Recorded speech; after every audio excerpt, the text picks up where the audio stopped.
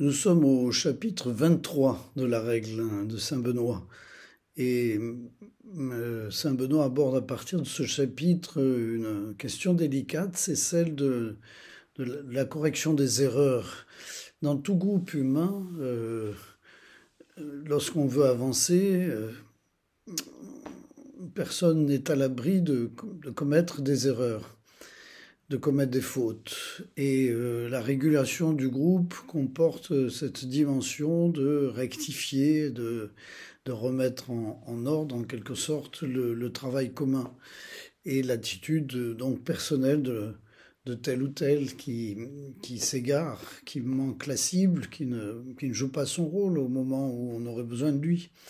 Donc le chapitre 23 qui commence à aborder cette question met en premier lieu le fait que quelqu'un ne sait pas écouter ce qui est en jeu, ne sait pas écouter les autres, et en se repliant sur lui-même, commence à faire état d'un mauvais esprit qui critique en permanence et qui recentre autour de lui ce qui lui semblerait être le meilleur, sans tenir compte vraiment de la vie des autres, de la vie de ce qui a été établi en commun comme une règle commune.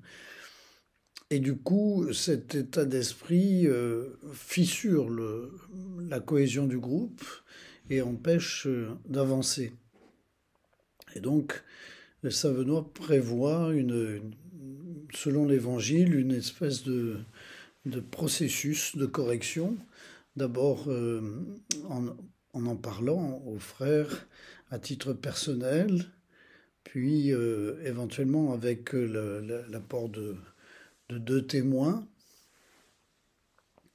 et ensuite, donc, si vraiment il ne s'amende pas, qu'il puisse y avoir un moment de mise à l'écart de la communauté pour qu'il puisse réfléchir un peu à ce qui est en jeu.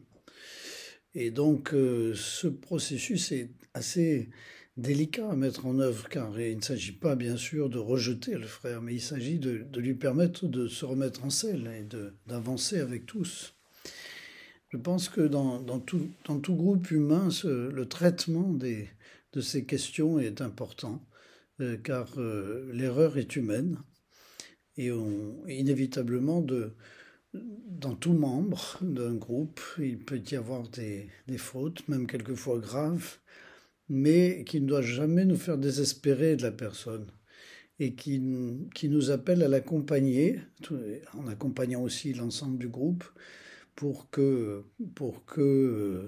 le travail commun puisse être positif et que la vie l'emporte sur toute force de repli, de réduction. C'est à ça que nous devons travailler aujourd'hui. Et dans ce temps de carême, c'est tout à fait adapté.